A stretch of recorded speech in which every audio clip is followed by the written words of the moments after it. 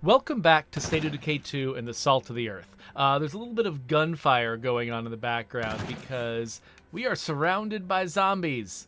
Well, not as many as I'm used to, though. I've been playing a lot in the lethal zone lately, but today I feel like doing something a little bit more relaxing. Run out of places to keep our stuff. So last time we were running around with Jaden the Millennial and collecting some bounties, and I don't see a reason to stop doing that now.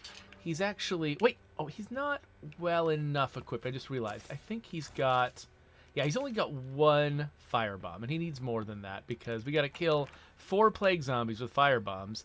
And if I only go out there with one firebomb, what's going to happen is I'm going to kill 3 zombies with that firebomb. I'm going to get very mad. So let's bring 3 firebombs with us, and that should be enough to take out some plague zombies. So, yeah, so it's dark right now, but I think it's starting to get a little bit lighter. So we'll take Jaden out to do just a little bit of bounty hunting, and then we'll probably give him a break, 'cause he's probably going to get tired real fast. We'll give him a break, and we'll go and grab somebody else. Now, right now I don't have an audience, because I've kind of taken a break from streaming, so it's just me and you right now, which is actually, I don't know. I think that my State of Decay videos will probably get a little bit worse when I don't have an audience because, ooh, wow. Let's deal with these guys in a second.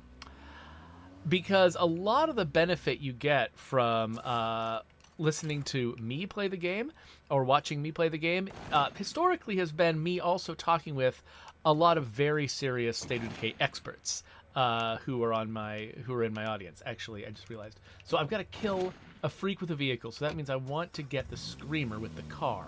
But then I want to kill everything else with fire. So let's find the screamer. There he is. Hello, buddy. Alright, so that bounty's done. I think we're probably going to make fairly short work of these bounties. Bloater, keep your distance. Whoa. Now, I couldn't tell if... Yeah, how many of these guys are actually plague zombies? There's a fair number of them. There we go.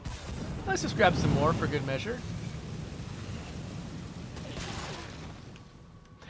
I do love how we basically make their heads explode for no reason. I guess we're just, I don't know, maybe we're boiling their brains or something. But when they die of fire, their heads still explode. And I think that's mostly just to stave off questions.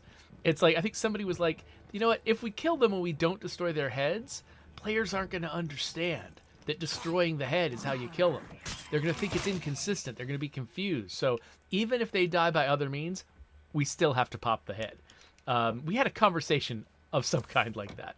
Okay, so last time I failed to find armored Zeds here because I had already cleared that outpost. I'm not sure if I should expect to have the same problem again. I feel like I saw a bunch of armored zombies like up this way, maybe because of this. Like, I feel like I kept seeing them, a lot of them, while I was up here last time. And I do need to go and collect whatever stuff is in that plague heart that was so hard won last episode. So let's head up that direction. We'll look for the subject of our final bounty, while we're also looking for an opportunity to clear up that plague heart. But yeah, so I think that, you know, I'll probably have a little bit less to offer this time around because I won't be reading constant commentary from other folks who actually know my own game better than I do, a lot of them. I should probably, maybe at the end of this video, I'll, instead of putting up a subscribe button for my own channel, because you know what, there's a subscribe button on the screen the entire time you're watching this, at least if you're watching it on a computer. Maybe I should link to some of the channels of the folks that follow me so that you can, you know, even if you're not getting them on my channel, you can at least follow them with their own videos. I definitely know that, you know, Ranhard has got his own channel. La Coalición has got his own channel, though you got to speak Spanish to enjoy it. I mean, Sunny Games would show up. He's definitely got his own channel. So I should link some of those folks. I don't think Sunny needs my help. Sunny's doing great. Yeah, all of these folks, they do really good stuff on their channels. But yeah, so maybe I'll find excuses to sort of give links to them because you're not finding them here, at least for a little while. I think I just oh, what? Okay, I didn't even mean to. Wow, check out those reflexes. That guy came out of nowhere, and I just accidentally. I think I was trying to pick up a plague sample, but I hit the Y button, and I accidentally took that zombie down. I'll just pick up a bunch of stuff. Oh, I didn't really clear my inventory out before I came on this scavenging mission, so hopefully I've got enough space in the... No, Jaden, I'm not trying to get in the car. Don't you hate it in real life when you're trying to open the trunk of your car and you accidentally climb into the back seat and then wriggle into the front seat? I mean, everybody's had that experience. In real life. Video games are so realistic. Okay, so I'm going to equip this, even though I don't intend for him to keep it, because that's how we hold on to items. I think I was watching Brian Menard, another channel you should check out.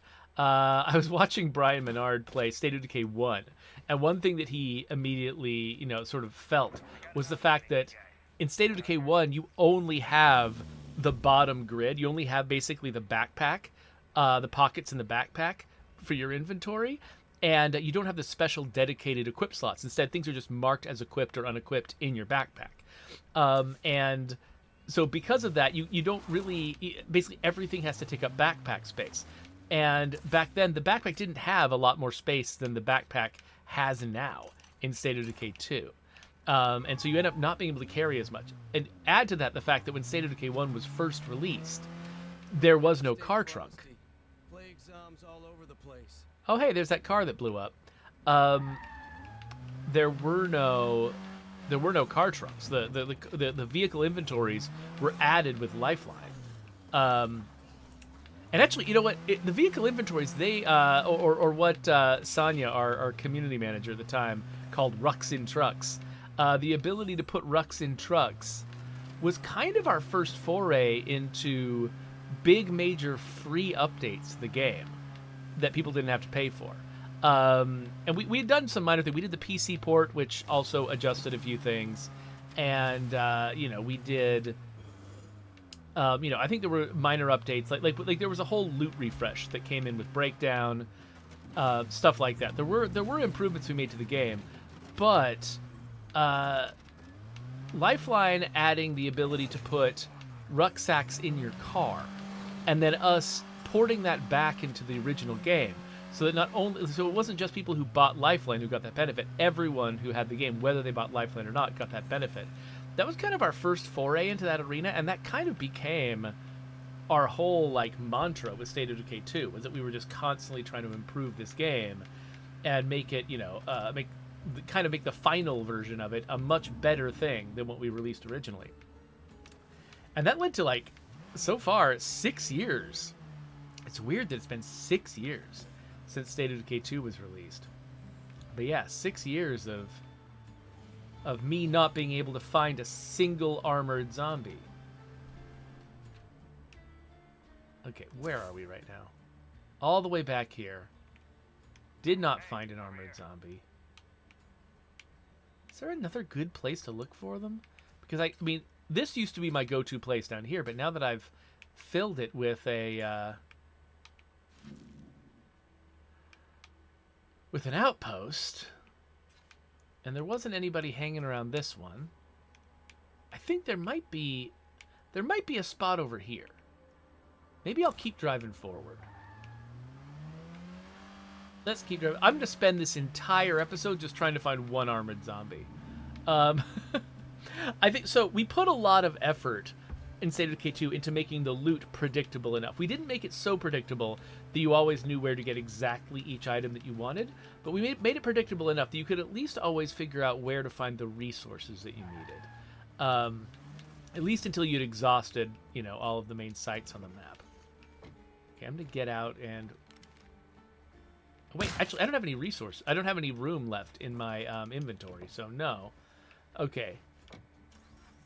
I guess it's entirely... So us placing military sites and us placing spawn volumes for military zombies didn't have anything to do with each other. Like we did those totally separately. And it's not like when we place a military site, it automatically comes with a bubble of military zombies. That would have been cool. But no, we had to manually place those. So it's entirely possible for us to have a bunch of military sites on the map that just never got a bubble of military zombie spawns set up around it. But anyway, yeah, so we put a lot of effort into making sure that the rucksacks were predictable. But the bounty broker didn't exist when we first designed the game. The idea that people would need to go out and find a particular type of zombie to kill, that wasn't on our radar originally. And so we didn't set up a system that would make it easy for a player to go, oh, I need to kill an army zombie? I know exactly where to find them. That just wasn't a thing.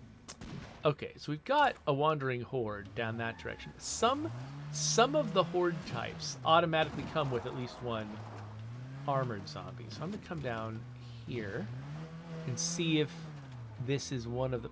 I see a guy that might be one. Yeah, okay. Now the problem is we have to kill him with a pistol. Which means we got to get his hat off first.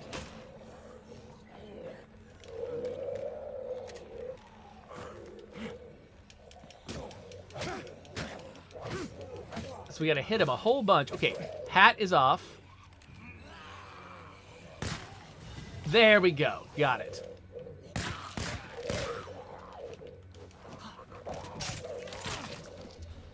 It's nice to play in the Dread Zone where I get to feel like a pro instead of just being overwhelmed by literally everything. Okay, so now we've got those bounties we were after, so we can head home. And by home, I mean the bounty broker.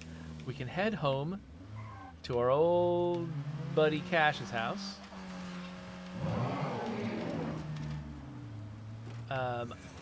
I just realized I wanted to move quickly and get away from that juggernaut, so didn't take the most direct route.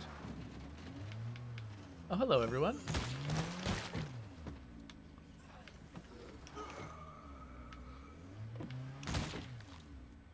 So, fun fact, Cash Beaumont is partly named Cash because, you know, he's like basically selling you stuff, and he looks like a used car salesman. But he's also actually named after a neighbor kid that my daughter used to babysit. So, fun little fact there. Okay, so we've got rid of those 3 bounties. What 3 do? Okay, so kill screamers with heavy weapons. Ferals with revolvers. There is a feral near my base, so this might be a good one to grab. And then plague hearts with assault weapons. Let's go bloater with explosives first. Let's take care of some of those simpler ones. And yeah, okay, so we're gonna go find somebody. Okay, explosives anybody can use. Heavy. Let's go find somebody who's good with heavy weapons and who's carrying a revolver. I think we need to give Jaden a break. Jaden's pretty tired. So we'll take Jaden home and swap him out with somebody who will be appropriately equipped with a heavy weapon and a revolver. And we'll send them out there to go get murdered by ferals.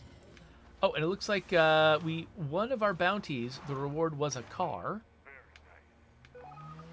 So we're gonna go and check that out. Hey there. I've got an offer you might be interested in. Can we meet up? But yeah, if I had this game to do over again, and I knew in advance that we were gonna be doing stuff like the Bounty Broker, I would definitely have set it up so that it was more predictable. Oh, there it is. Okay. So that it would be more predictable where you could find different zombie types. Like really say, okay, this kind of place always has a juggernaut. This kind of place always has a feral. And we could still have most of the distribution be random. You know, so if you're in a random place, you're never quite sure. I didn't leave anything in the trunk, did I? I don't think so.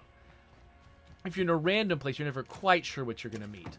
But we can still set it up so that if you go to certain places, you can reliably find certain zombies.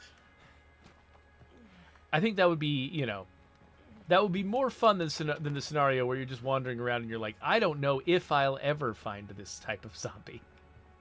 That's what's frustrating. It's not like, you know, being a little bit challenging or a little bit uncertain is fine, but just this sense of, you know, if the dice go against me enough, I might literally never find what I'm looking for. Okay, so Gunslinger can be good with a revolver. Discipline, that gives you some extra stamina, which could be good for swinging heavy weapons. I don't know if we've got... Okay, well, so Medici's a powerhouse, but she's also close combat, so I tend not to give her heavy weapons. Of course, we got some people with prowess who'd be good with heavy weapons, but I think I want to go with Dora. So switch to Dora. Yeah, we're done with the pumpkins, Dora. She's already got a heavy weapon. Let's just grab her some explosives.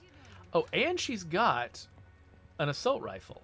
And so she might actually also be good for the fourth bounty we wanted to go after, which is Plague Hearts. So let's get rid of... Why do you have all this stuff? She's even already got a revolver. She's perfect. She's exactly who we were looking for. Okay, these seem good. We should probably make sure she's got enough bullets for the guns that she's got. Raiders AR-15, which fires 5.56, and which needs to reload a bunch of 5.56, and then get even more. And if she's going to be killing the actual hearts with these things, let's get more of that. And then she needs bloaters with explosives. So let's not only replenish her fire, but let's also grab what would be... I mean, I don't want to waste anything real good on a bloater that's going to blow up anyway. I don't know. Okay, I want to try using a soda can bomb just because I'm not sure it's going to work. So if it doesn't work, I'm curious how it doesn't work.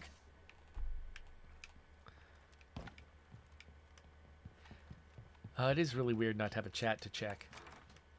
I mean, this isn't the first time I've ever recorded a video without an audience. I've done it before. But I'm just not used to playing this game without an audience. Okay. So, first things first. The Feral. Which way did I say that was? This way? Ah, that direction. Okay. Looks like... Yeah, there it is. Okay.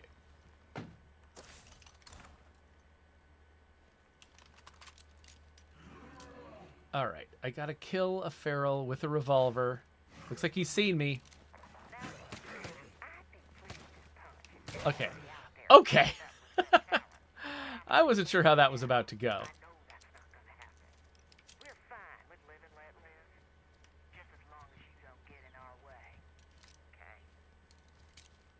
I just realized this character has aim snap, so I didn't even need to do it the risky way. Let's go after the bloater with an explosive.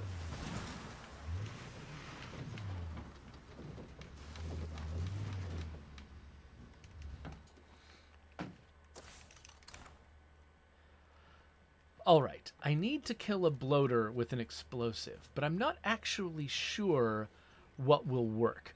Because some explosives are good at doing damage to you, others are good at knocking you down. And with a bloater, if you knock the bloater down and then he explodes because he fell down, I think that counts as him killing himself and not necessarily you killing him. At least that was true at some point. We might have corrected that so that if the fall down was caused by something, that thing that caused it to fall down gets credited with the kill.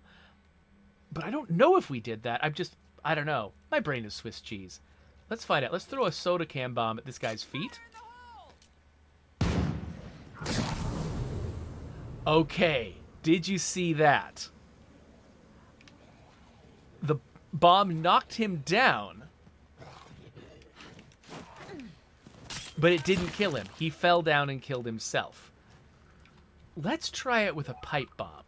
Because pipe bombs are the other bombs that seem to mostly do, like, knockdown and dismember damage, and they don't do a lot of proper damage. Okay, there's another bloater. Should be another bloater up on this hill. Where is he?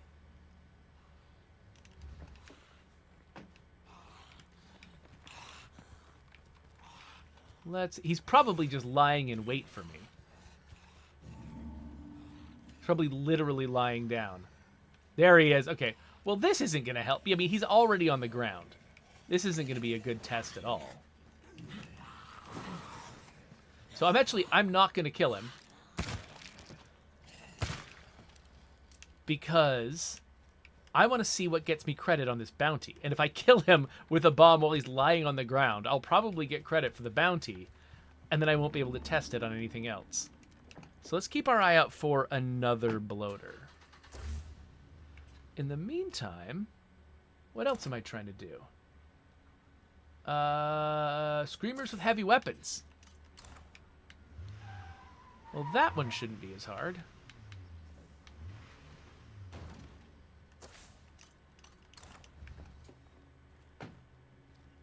Now I almost wish I was playing in the lethal zone, or at least in the nightmare zone, because then a screamer could summon a bloater for me. I wouldn't have to go searching all over the world to find a bloater. Take that. Haha. Was that it? Wow, that was quick. Haha. Take that.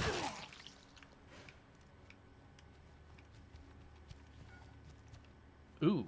Okay, it looks like we've got overheating plague zombies. Where's that going on? Up here? Of course up here.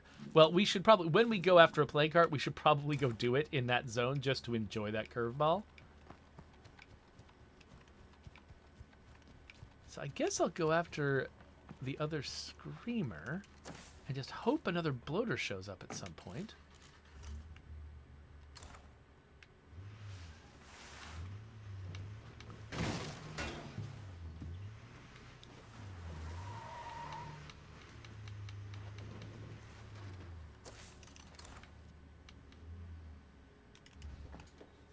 There he is.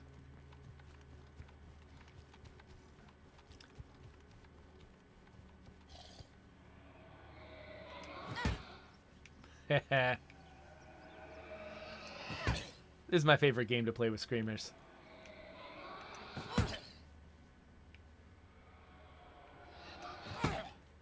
Because this attack literally does no damage.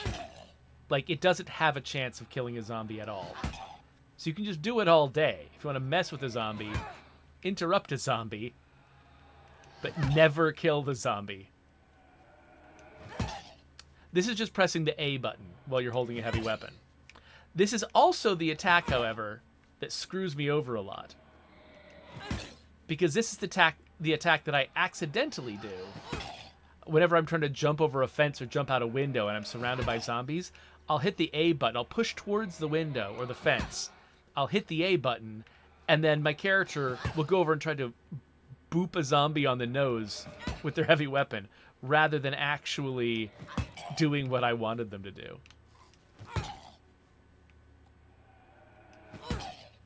Take that. All right. Anyway. Oh, wait! Oh, wait! I was supposed to kill it with the heavy weapon. What am I doing? That was stupid. All right, we got to find another screamer because I killed it with my close combat weapon, which doesn't count. Oh, luckily there's another one over here. We're just staying in the same area, though, which I think is making it less likely for more bloaters to appear. So after we kill this screamer, we should go further afield.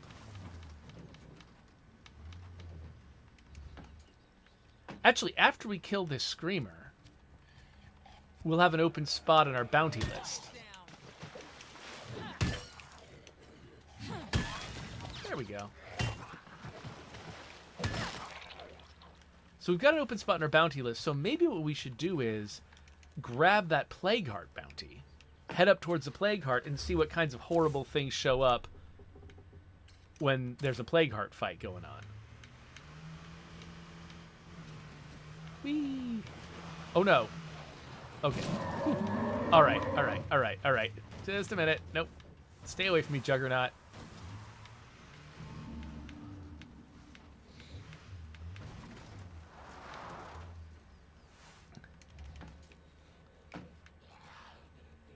One of the challenges of implementing the bounty broker was figuring out where he should stand. Because, you know, in every map, you know, we had never planned a place for him to stand. And all of these places had kind of criteria. There needed to be enough flat ground for him to stand on. He needed to be accessible, but he needed to not be in a place where there were probably just going to be constant zombie fights around, because it's so silly that zombies just never attack him. They just ignore him completely. And we don't have an explanation for that in the lore. I mean, players have had fun coming up with explanations. We don't have an explanation for why he's just completely immune to zombies. And so we kind of wanted to place him in positions where, you know, he just wouldn't get attacked that often. And so it wouldn't be as obvious that he's kind of cheating. But the problem is, the way that our spawning system works, like, there's nowhere you can go where we're not going to spawn a bunch of zombies on top of you. And so the fact that we put cache somewhere means the player goes there, means the player's spawning Taurus goes with them. And that means that the zombies show up too. So no places are good. And so, yeah, so every time you come up here, there's a bunch of zombies to kill right in front of Cash, who doesn't lift a finger to help you. Oh, hey, I'm going to get another copy of the exact same weapon that I used to earn this bounty. This has just turned into, like, bountyception, where I'm using a bounty to earn a bounty. So, yep, I've got 2 big-ass wrenches now. So I'm going to put one of them in the trunk. And now we're going to go after a Plague Heart. And we're specifically going to go after a Plague Heart that is in the middle of, what is it called? The curveball? High temperature zombies. So there's going to be more plague samples, but also plague zombies are more infectious. So we're going to need to be careful. I do not want Dora to get sick.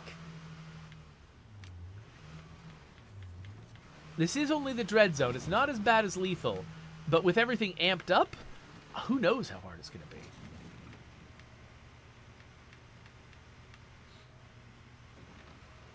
But it will be nice to get this sort of northwestern sector cleared of Plague Hearts. At least I assume this is the... Oh, stop it! Physics, calm down. It doesn't look like there's any other Plague Hearts up this way.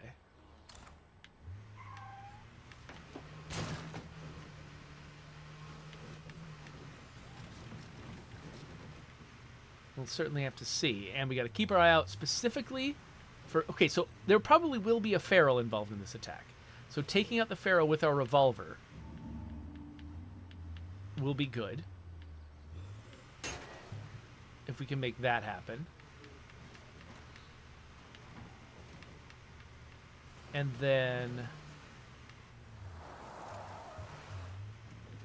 Yeah, if any bloaters spawn. The bloaters are less associated with Plague Hearts than ferals are.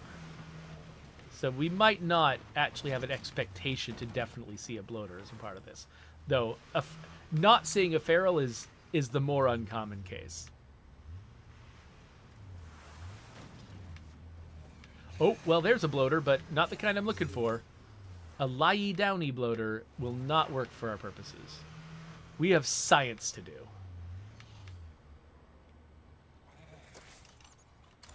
All right.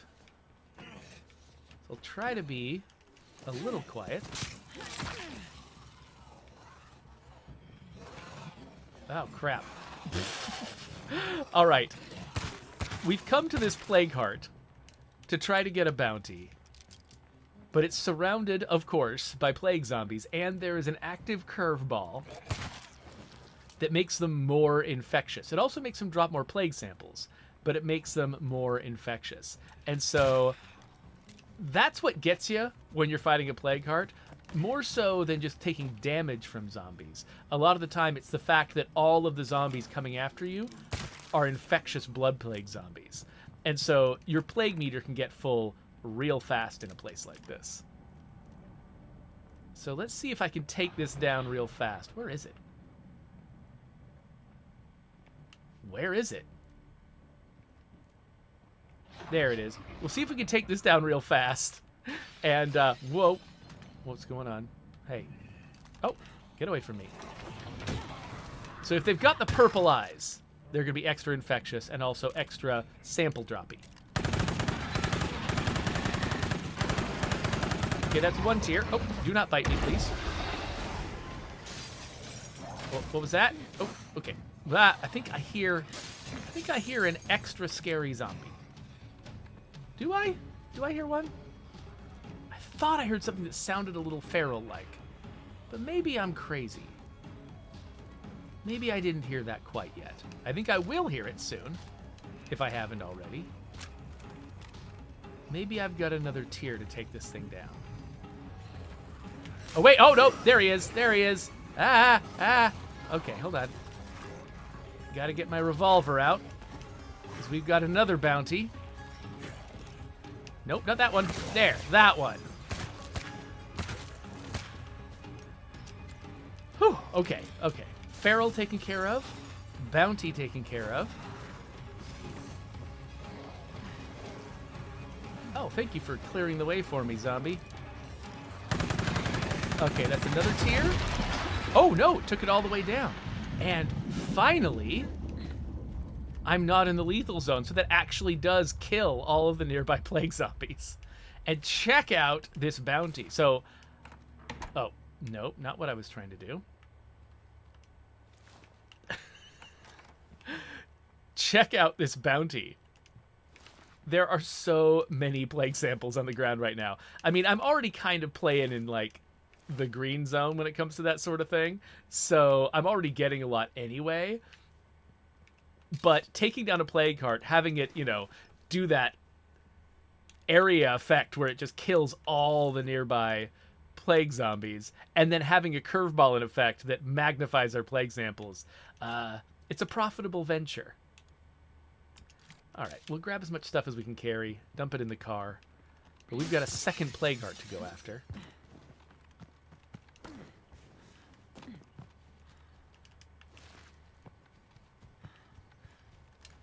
Let's get our assault rifle ready for the next one.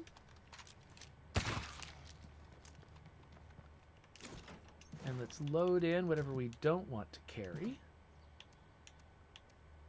I mean, all the rest of this stuff is useful, actually. So, I'll hold on to it. And let's choose our next target. I don't see any bloaters. I guess we'll just grab this one? Hey there. We could really use some help from you folks. Or maybe it's worth clearing one out that's just off by its lonesome.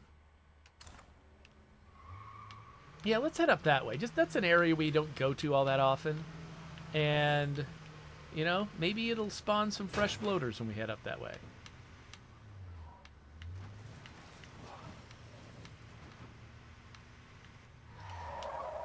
Ah! Ah! Can't figure out how to drive this perfectly normal car. Well, I mean, this isn't a perfectly normal car. This was actually a prototype car. I think I've told this story before that, I mean, it's not even much of a story, it's just, you know, Dan Mode, our vehicle expert, was sort of angling for a chance to retune the vehicles in the game to make them easier to drive off-road and just more fun to play with in general. And he sort of basically proved himself by making this brand new car, because he's an artist by trade. He doesn't. Usually he's not the one who you would have tuning the vehicles. Usually that's done by a designer or an engineer. But he was an artist. He's the one who builds the vehicles. But each time you build a brand new vehicle model, you have to do its physics from scratch. And so he was basically like, I'm going to make this brand new vehicle, and I am going to tune the physics. And this is going to be the most fun off-road vehicle we have ever had. And then once he has the most fun off-road vehicle we've ever had, he's like, I could do this to the physics of all our vehicles.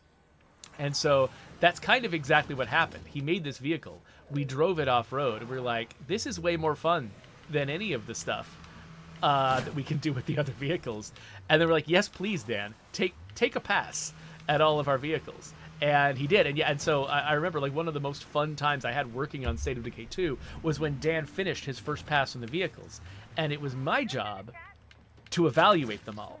And so I basically went up to like the sort of the big curve at the top of Drucker County's map, and I just drove all of the I recorded myself driving all of the vehicles around that curve, and you know, and trying to do like trying to go. There were a couple of places where you could do sort of a tight turn into like a T intersection and stuff, and I would like try to, you know, skid into them, do like, you know, bootlegger 180 turns, stuff like. I just tried to do all the fancy stuff I could because it's a nice big open but curvy area. It was a good place to just get into a lot of vehicle gymnastics, and so I just spent like a day just driving a bunch of vehicles and recording myself and taking notes on all of them and giving him feedback on like which ones were really, really easy for me to do like fancy stuntman moves with, and which ones were hard, and which ones, you know, felt a little sluggish. And then he, you know, did another pass on them, and basically at that point they were perfectly tuned, at least to my sensibilities, because that's the kind of driving that I really like in games, that I think is actually really appropriate to State of Decay 2, because, you know, State of Decay, it's not a hardcore simulation. You know, we're not making Project Zomboid or something like that where everything is about realism. We're trying to make a game that is like, it's like a zombie movie or a zombie TV show. It's like you're trying to, you know, recreate the situations and the scenes that you've seen in zombie fiction. And so a cinematic driving experience is kind of what we're going for. And so it's less about how do you make a car feel like a real car, drive like a real car, and with all the drawbacks and all the challenges of a real car. Instead, it's about how do you get these characters pulling off scenes that you would want to see in a zombie movie. And so that means crazy stunt driving, and trying to take crazy stunt driving moves and making them as easy for a player, just any player, to pull off as possible. All right, so I'm going to start hitting it with this. The main thing I need to do is make sure that the last phase is done with the assault rifle. But since there's no zombies around, like, I don't feel like wasting bullets right now. I use the bullets if I need to take it down quickly and from any arbitrary place. Oh, there's the feral. Hi. Yeah. Ah, stop it.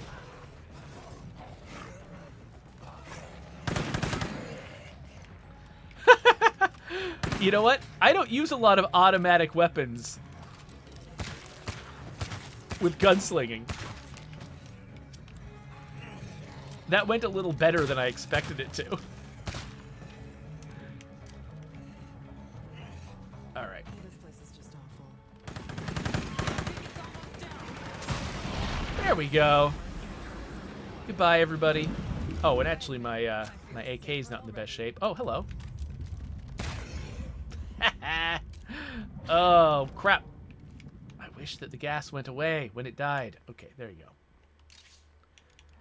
Grab some ammo, grab a gun, more pipe bombs, more samples, a sword. I mean, a backpack, I guess. I don't know. Oh, high temperature zombies ended. That's fine. I'm across the map from them anyway. Let's, where did I park my car? There it is. Let's put a couple things away in this car. Maybe I should slow down.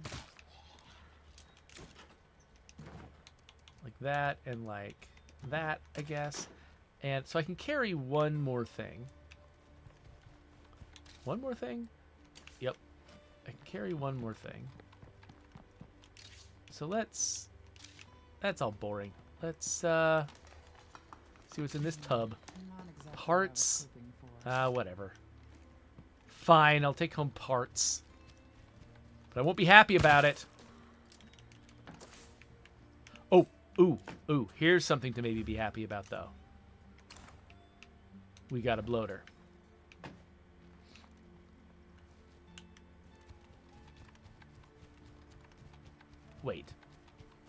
Wait. No! No, he's in the mountain! No, he's way up. He's up there. What are you doing up there, idiot? Whatever. Okay, never mind. We didn't get a bloater. Not really. I mean, if he'd been on his feet, I might have tried to throw something at him. But since he was on his, whatever, on his back anyway. Oh, I wanted to get the bloater before... Oh, there's another one. That's a new one. Okay, let's head back that way. I want to get this bloater before we're done with this episode.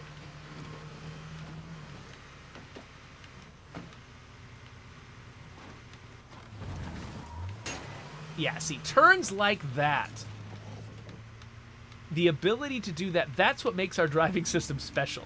It's the fact that a non-expert driver like me who actually really struggles in, serious driving simulation games can just pull a skidding, drifting turn like that, like it's nothing. Like that's what makes this game cool when you're driving around.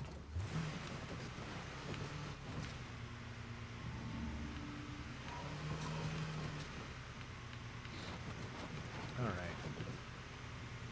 Well, while we're on the way, we can just enjoy the lovely sounds of this vehicle's engine. Oh, is he up on another hill? Where is this guy? Oh, but he's on his feet. He's on his feet. We can do this. We can do this.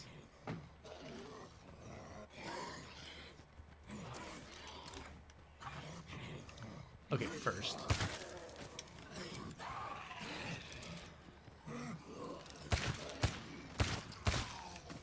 I can't keep going so fast. All right. In theory, we found another bloater. He's up on top of this. And I don't even know if there's a way for me to get up there. I might try to throw something at him and just see if I can take him down. I don't know if he can even see me up there. All right. Let's try to throw something at him. That didn't do a lot. I'm trying pipe bombs this time. Okay, the pipe bomb did it. We didn't get to see it happen, but the pipe bomb did it. So the pipe bomb does enough damage to actually kill the bloater outright, because it doesn't take much. A bloater just explodes if you poke it. So the pipe bomb will do it. But the soda can bomb, I think all it does is knock zombies around, slow them down, maybe take their legs out. But bloaters can't be dismembered, and so I think they just don't do anything to bloaters at all. Aside from knock them over, which doesn't help you get the bounty. All right, so I think we've accomplished our goals here. Get off my car. So let's head back to the broker. Let's collect our prizes. Wait a minute. Do we have room? We don't have room in our inventory for our prizes. Nope, never mind. Let's go back home. Let's drop off what we've already got.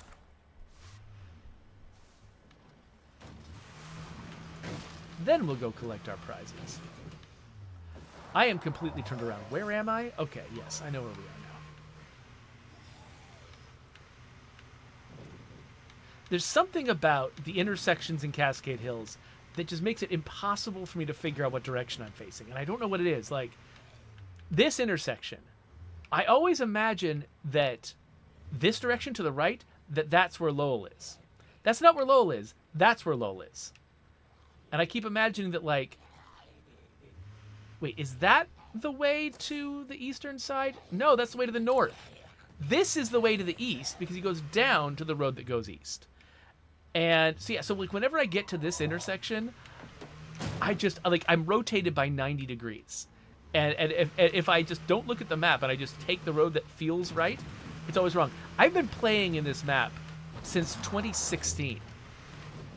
It's silly that I can't navigate it, but I can't. But it does make me curious, like, what visual cues is the map giving me that I'm misinterpreting? Like, because something is happening there. And I don't know, if I thought about it and studied it for a long time, I might be able to figure it out. But yeah, I'm just genuinely not sure. Like, something about that intersection is telling me it's oriented a certain way. Or something about the roads tell me that they're oriented a certain way. And my brain has picked up on some subconscious signal that is incorrect. But that's the kind of thing that level designers have to contend with. Is that, like, you know, sometimes they'll build something that, in theory, makes perfect sense. But for some mysterious reasons, players get the wrong signal from it. And they're just misled. But they're misled by mysterious, almost spiritual forces beyond anyone's control. Ooh, a network pro break. I got 3 of them? Okay. Sure, we'll put one on that. That sounds great. Anyway.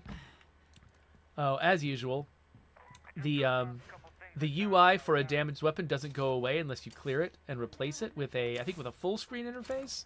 There we go. Now it's fixed. All right. So final thing, let's get back in the car. Let's go talk to Cash. Let's clear out our bounties, and then we will be done with this episode.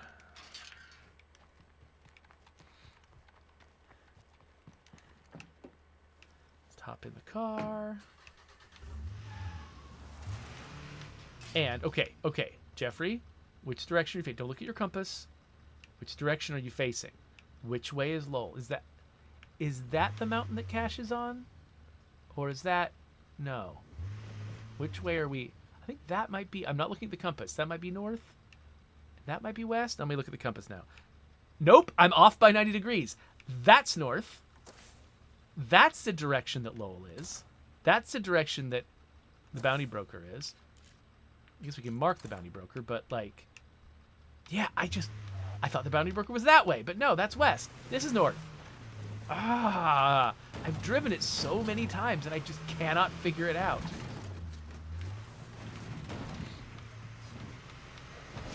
Someday I'm going to stay in this church until I learn it.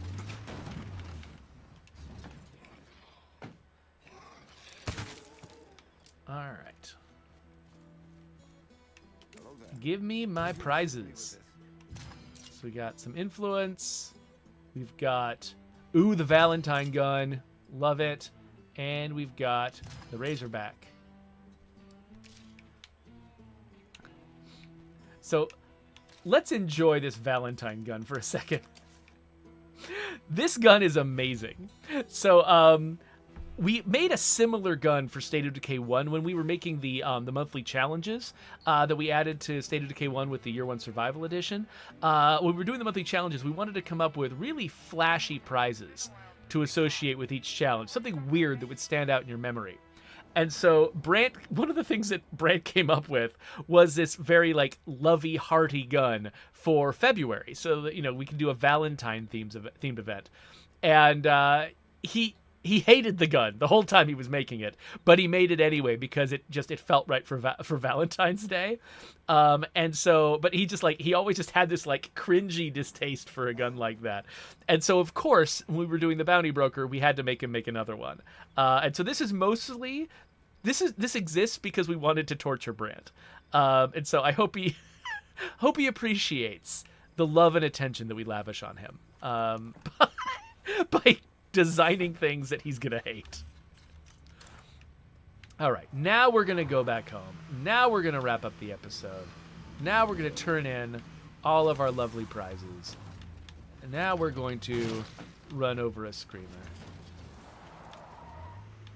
And everything will be right with the world. We managed not to kill anyone or even get particularly close to killing anyone this time, which is unusual for me lately. Between playing in the lethal zone and just always being at the verge of death, to last episode where I was, you know, doing that giant battle in the middle of fueling the plague. What am I trying to do? I'm trying to put this stuff away. In the middle of the fueling the plague curveball, and just everything was... And I was using inadequate tools on purpose, like a birthday cake, to try to kill a plague art. And everything was going wrong, and I was just covered in zombies and explosions and fire at all times. That didn't happen this time. This was a nice, relaxing episode. And you know what? I mean, half the reason why I kind of took a break from streaming and a break from Twitter is because I needed to relax. And so I appreciate all of your patience. with me taking a little break, relaxing in the Dread Zone, and just enjoying myself with, weirdly, one of my favorite games, despite the fact that I worked on it, which is actually unusual. Usually when I work on a game, the last thing I ever want to do is play that game ever again. It's kind of weird that 6 years after this game came out, I still want to play it, but I actually do. It's kind of strange. Anyway, we'll wrap this up, and I'm going to put a link to Ranethchord's channel right there. So definitely subscribe to my channel if you want to. You can find that button somewhere else. But go check out Ranethchord's channel because he wasn't here today, and we usually benefit a ton from his wisdom.